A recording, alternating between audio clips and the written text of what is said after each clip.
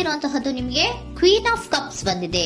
ನಿಮ್ಮ ಲವ್ ಲೈಫಿನ ವಿಚಾರವಾಗಿ ಬಹಳ ಕೇರಿಂಗ್ ಅನ್ನ ಮಾಡ್ತಾ ಇರುವಂತಹದ್ದು, ಅದ್ರ ಬಗ್ಗೆನೇ ನೀವು ಯೋಚನೆಯನ್ನ ಮಾಡ್ತಾ ಇರುವಂತಹದ್ದು, ಒಂದು ಸ್ಟೇಬಲ್ ರಿಲೇಶನ್ಶಿಪ್ ಅನ್ನ ಉಳಿಸ್ಕೋಬೇಕು ಅನ್ನುವಂತಹ ಆಲೋಚನೆಯನ್ನ ಮಾಡ್ತಾ ಇರುವಂತಹದ್ದು ರೆಪ್ರೆಸೆಂಟ್ ಆಗ್ತಾ ಇದೆ. ಪಾಸ್ಟಿನ ಬಗ್ಗೆ ಹೇಳೋದಾದ್ರೆ ಎಲ್ಲವೂ ಚೆನ್ನಾಗಿಯೇ ಇತ್ತು. ಫುಲ್ ಕಾರ್ಡ್ ರೆಪ್ರೆಸೆಂಟ್ ಆಗ್ತಾ ಇದೆ ಅಂದ್ರೆ ಜಾಯ್ಫುಲ್ ಆಗಿತ್ತು, ಚೆನ್ನಾಗೇ ಮಾತಾಡ್ತಾ ಇದ್ರಿ, ಖುಷಿಯಾಗಿದ್ರಿ, ಖುಷಿಯಾಗಿ ಓಡಾಡೋದು ಎಲ್ಲವನ್ನೂ ಕೂಡ ನೀವು ಮಾಡಿರುವಂತಹದ್ದು ರೆಪ್ರೆಸೆಂಟ್ ಆಗ್ತಾ ಇದೆ. ಆದ್ರೆ ನೀವು ಯಾವಾಗ ಸೀರಿಯಸ್ ಆಗಿ ಕಮಿಟ್ಮೆಂಟ್ ಅನ್ನ ಕೇಳೋದಕ್ಕೆ ಶುರು ಮಾಡ್ತಿರೋ, ಅಥವಾ ನೀವ್ ಯಾವಾಗ ಸ್ವಲ್ಪ ಚೇಂಜಸ್ ಗಳನ್ನ ಮಾಡ್ಕೋ ಅಂತ ಹೇಳೋದಕ್ಕೆ ಶುರು ಮಾಡ್ತಿರೋ, ಅಥವಾ ನೀವು ಸ್ಪಷ್ಟವಾಗಿ ನಿಮ್ಮ ಲವ್ ಲೈಫಿನ ವಿಚಾರವಾಗಿ ಹೀಗೆ ಇರಬೇಕು ಅಂತ ಯಾವಾಗ ಒಂದು ಗಡಿಗಳನ್ನ ಹಾಕೋಕೆ ಶುರು ಮಾಡ್ತಿರೋ, ಆಗ ನಿಮ್ಮ ಲವ್ ಲೈಫಿನ ವಿಚಾರದಲ್ಲಿ ಫೀಲಿಂಗ್ಗಳು ಲೆಫ್ಟ್ ಔಟ್ ಆಗುವಂತ ಸಾಧ್ಯತೆಗಳು ಇದ್ದಿರುವಂತಹದ್ದು ನಿಮ್ಮ ಪಾಸ್ಟಿನಲ್ಲಿ ರೆಪ್ರೆಸೆಂಟ್ ಆಗ್ತದೆ. ನೀವೇನಾದ್ರೂ ಹಾಗಿರ್ಬೇಕು ಹೀಗಿರ್ಬೇಕು ಅಂತ ಏನಾದ್ರೂ ನೀವು ಅವ್ರಿಗೆ ಹೇಳಿದ್ರೆ ಅವರು ನಿಮ್ಮಿಂದ ಸ್ವಲ್ಪ ಸ್ವಲ್ಪ ದೂರ ಹೋಗಿರುವಂತಹದ್ದು ರೆಪ್ರೆಸೆಂಟ್ ಆಗ್ತಾ ಇದೆ. ಯಾಕಂದ್ರೆ ನೀವು ಖುಷಿಯಾಗಿರ್ಬೇಕು, ಸಂತೋಷ ಆಗಿರ್ಬೇಕು ಅಷ್ಟನ್ನ ಮಾತ್ರನೇ ಅವರು ಎಕ್ಸ್ಪೆಕ್ಟ್ ಅನ್ನ ಮಾಡುವಂತಹದ್ದು.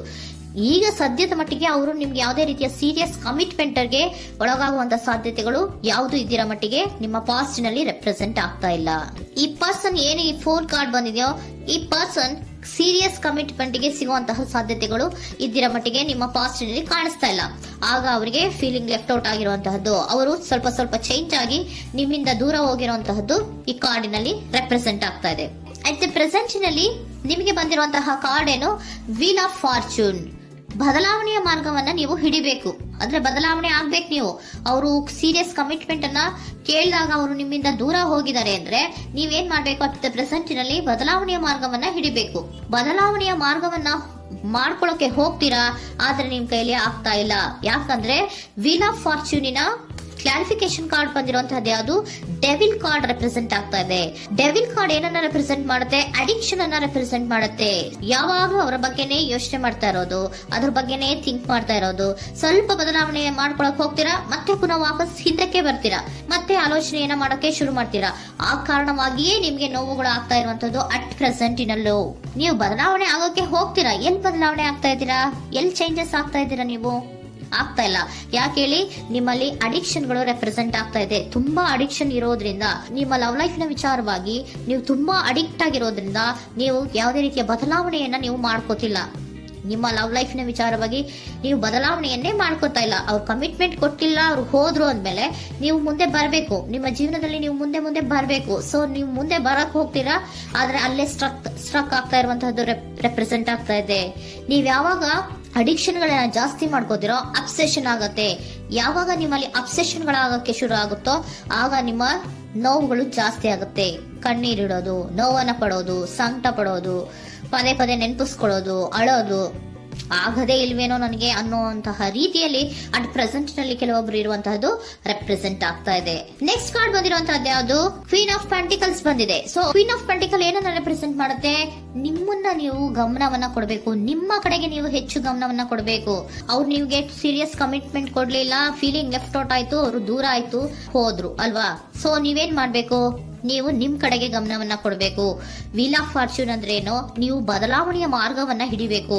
ಬದಲಾವಣೆಯ ಮಾರ್ಗವನ್ನ ಮಾಡ್ಕೊಳ್ಳೋದಕ್ಕೆ ಹೋದ್ರೂ ಕೂಡ ಮತ್ತೆ ವಾಪಸ್ ಹಿಂದೆ ಬರೋದು, ಮತ್ತೆ ಅಡಿಕ್ಷನ್ ಆಗೋದು, ಮತ್ತೆ ನೆನಪಿಸ್ಕೊಳ್ಳುವಂತಹದ್ದು, ಮತ್ತೆ ನೋವನ್ನ ಪಡುವಂತಹದ್ದು ನಿಮ್ಮಲ್ಲಿ ರೆಪ್ರೆಸೆಂಟ್ ಆಗ್ತಾ ಇದೆ. ನೀವು ಈ ಅಡಿಕ್ಷನ್ ಗಳಿಂದ ನೀವು ಆಚೆ ಬರಬೇಕು ಅಂದ್ರೆ ನಿಮ್ಮನ್ನ ನೀವು ಬ್ಯುಸಿಯಾಗಿ ಇಟ್ಕೋಬೇಕು. ಟೈಮ್ ಇದ್ರೂ ಕೂಡ ಮತ್ತೆ ಪುನಃ ಹಿಂದೆ ಬಂದು ನೀವು ಆಲೋಚನೆ ಮಾಡುವಂತಹ ಸಾಧ್ಯತೆಗಳು ಇದೆ. ಅದಕ್ಕೆ ನೀವು ಅಟ್ ಪ್ರೆಸೆಂಟ್ ನಲ್ಲಿ ನೀವು ಆ ಫೀಲಿಂಗ್ ಇಂದ, ಈ ನೋವಿನಿಂದ ನೀವು ಆಚೆ ಬರ್ಬೇಕಂದ್ರೆ ನೀವೇನ್ ಮಾಡ್ಬೇಕು, ಸ್ವಲ್ಪ ಏನಾದ್ರೂ ಬ್ಯುಸಿ ಆಗ್ಬೇಕು, ಕೆಲಸಗಳನ್ನ ಮಾಡೋದಕ್ಕೆ ಶುರು ಮಾಡ್ಬೇಕು. ನಿಮಗೆ ಗೊತ್ತಿರುವಂತಹ ಯಾವ ಕೆಲಸವಾದ್ರೂ ಸರಿ, ನೀವು ಸ್ವಲ್ಪ ಬ್ಯುಸಿ ಆಗಿರೋದಕ್ಕೆ ಪ್ರಯತ್ನವನ್ನ ಮಾಡ್ತಾ ಇರುವಂತಹದ್ದು, ಮಾಡುವಂತಹದ್ದು ರೆಪ್ರೆಸೆಂಟ್ ಆಗ್ತಾ ಇದೆ. ಕೆಲವೊಬ್ರು ಮಾಡ್ತಾ ಇದ್ದೀರಾ, ಕೆಲವೊಬ್ರು ಮಾಡುವ ಕಡೆಗೆ ಆಲೋಚನೆಯನ್ನ ಮಾಡ್ತಾ ಇರುವಂತಹದ್ದು ಅಟ್ ಪ್ರೆಸೆಂಟ್ ನಲ್ಲಿ ರೆಪ್ರೆಸೆಂಟ್ ಆಗ್ತಾ ಇದೆ. ಇಮಿಡಿಯೇಟ್ ಫ್ಯೂಚರ್ ನಲ್ಲಿ ಏನ್ ರೆಪ್ರೆಸೆಂಟ್ ಆಗ್ತಾ ಇದೆ, ನೈಟ್ ಆಫ್ ಸೋರ್ಟ್ಸ್ ರೆಪ್ರೆಸೆಂಟ್ ಆಗ್ತಾ ಇದೆ. ನೀವು ಕ್ವಿಕ್ ಥಿಂಕಿಂಗ್ ಅನ್ನ ಮಾಡಿ ಏನೋ ಒಂದು ಆಕ್ಷನ್ ಅನ್ನ ತಗೋಬೇಕು ಅನ್ನೋದ ಆಲೋಚನೆಯನ್ನ ಮಾಡ್ತೀರಾ, ಬಹಳ ಫೋಕಸ್ ಅನ್ನ ಮಾಡ್ತೀರಾ ಒಂದು ವಿಚಾರವಾಗಿ, ಕ್ವಿಕ್ ಥಿಂಕಿಂಗ್ ಅನ್ನ ಮಾಡ್ಬೇಕು ಅಂತ. ಮತ್ತೆ ಪುನಃ ಏನ್ ಮಾಡ್ತೀರಾ, ನಿಮ್ಮ ಮುಂದೆ 2 ಆಪ್ಷನ್ಗಳು ಬಂದ್ಬಿಡುತ್ತೆ. ಯಾವ್ದು ಮಾಡ್ಲಿ, ಹೇಗ್ ಮಾಡ್ಲಿ, ಏನ್ ನನ್ನ ಕೈಲಿ ಆಗ್ತಾ ಇಲ್ವಲ್ಲ ಮರೆಯೋದಕ್ಕೆ, ಮುಂದೆ ಹೋಗೋಣ ಅಂತೀನಿ, ಮತ್ತೆ ಏನಿದು ಕನ್ಫ್ಯೂಷನ್ ಅಂತ ಮತ್ತೆ ಕನ್ಫ್ಯೂಷನ್ ಅಲ್ಲಿ ಇರುವಂತಹದ್ದು ಇಮಿಡಿಯೇಟ್ ಫ್ಯೂಚರ್ ನಲ್ಲಿ ರೆಪ್ರೆಸೆಂಟ್ ಆಗ್ತಾ ಇದೆ. ನೀವೇನ್ ಮಾಡ್ಬೇಕು, ಈ 2 ಆಯ್ಕೆಗಳಲ್ಲಿ ನಿಮಗೆ ಯಾವ ಆಯ್ಕೆ ಬೇಕು ಅನ್ನೋದನ್ನ ಫಸ್ಟ್ ಆಲೋಚನೆಯನ್ನ ಮಾಡಿ ನಂತರ ನಿರ್ಧಾರವನ್ನ ಮಾಡಬೇಕಾಗುತ್ತೆ. ಡಿಟರ್ಮಿನೇಷನ್ ಅಂಡ್ ಡೈರೆಕ್ಷನ್, ನಿರ್ಣಯವನ್ನ ಮಾಡಿ ಅದೇ ದಾರಿಯಲ್ಲಿ ನೀವು ಮುಂದೆ ಹೋಗ್ಬೇಕು ಈ ಆಲೋಚನೆಯನ್ನ ಮಾಡಬೇಕು. ಆ ರೀತಿಯ ಆಲೋಚನೆಯನ್ನ ಮಾಡಿದ್ರೆ ಇನ್ ನಿಯರ್ ಫ್ಯೂಚರಿನಲ್ಲಿ ನೀವು ಆ ರೀತಿ ಆಲೋಚನೆಯನ್ನ ಮಾಡಿದ್ರೆ ನಿಮ್ಮಲ್ಲಿ ಒಂದು ಪಾಸಿಟಿವ್ ಚೇಂಜಸ್ ಗಳಾಗುತ್ತೆ. ಸ್ಟಾರ್ ರೆಪ್ರೆಸೆಂಟ್ ಆಗ್ತಾ ಇದೆ, ಕೆಲವೊಂದು ರೀತಿಯ ಪಾಸಿಟಿವ್ ಚೇಂಜಸ್ ಗಳು ಆಗತ್ತೆ. ನಿಮ್ಗೆ ಏಂಜಲ್ ಗೈಡೆನ್ಸ್ ಏನ್ ಕೊಡ್ತಾರೆ ಅನ್ನೋದನ್ನ ನೋಡೋಣ. ನಾಟ್ ದ ರೈಟ್ ಟೈಮ್, ಇದು ಕರೆಕ್ಟ್ ಆಗಿರುವಂತಹ ಟೈಮ್ ಅಲ್ಲ. The situation will improve, situation ಅನ್ನೋದು ಇಂಪ್ರೂವ್ ಆಗುತ್ತೆ ಯಾವಾಗ, ಇಫ್ ಯು ಬಿಲೀವ್, ನೀವು ನಂಬಿಕೆ ಇಟ್ಟಾಗ ಮಾತ್ರ ಸಿಚುಯೇಷನ್ ಅನ್ನೋದು ಇಂಪ್ರೂವ್ ಆಗುವಂತಹದ್ದು. ಏನೀಗ ಬೇಜಾರಿನಿಂದ ಇದ್ದೀರಲ್ಲ, ಈ ನೋವು ಯಾವಾಗ್ಲೂ ಶಾಶ್ವತವಾಗಿ ಇರುವಂತಹದ್ದು ಅಲ್ಲ. ನಾಟ್ ದ ರೈಟ್ ಟೈಮ್, ಇದು ಕರೆಕ್ಟ್ ಆಗಿರುವಂತಹ ಸಮಯ ಅಲ್ಲ, ಸ್ವಲ್ಪ ವೇಟ್ ಮಾಡು, ನೀವು ಚೇಂಜಸ್ ಮಾಡ್ಕೊಳ್ಳೋ ಕಡೆಗೆ ಹೆಚ್ಚು ಗಮನವನ್ನ ಕೊಡು, ಅಲ್ಲಿ ಚೇಂಜಸ್ ಆಗತ್ತೆ ಅನ್ನೋದನ್ನ ಏಂಜಲ್ ಗೈಡೆನ್ಸ್ ನಿಮ್ಗೆ ಕೊಡ್ತಾ ಇದ್ದಾರೆ. Surrender your full power.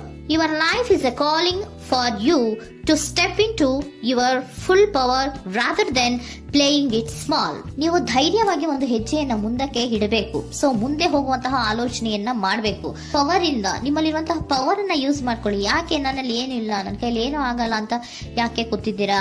ನೀವು ಏನ್ ಮಾಡ್ಬೇಕು, ಬಹಳ ಧೈರ್ಯದಿಂದ ಮುಂದಕ್ಕೆ ಹೋಗಿ ಅನ್ನೋದನ್ನ ನಿಮ್ಗೆ ಸರೆಂಡರ್ ಕಾರ್ಡ್ಗಳು ಕೂಡ ಹೇಳ್ತಾ ಇದ್ದಾರೆ.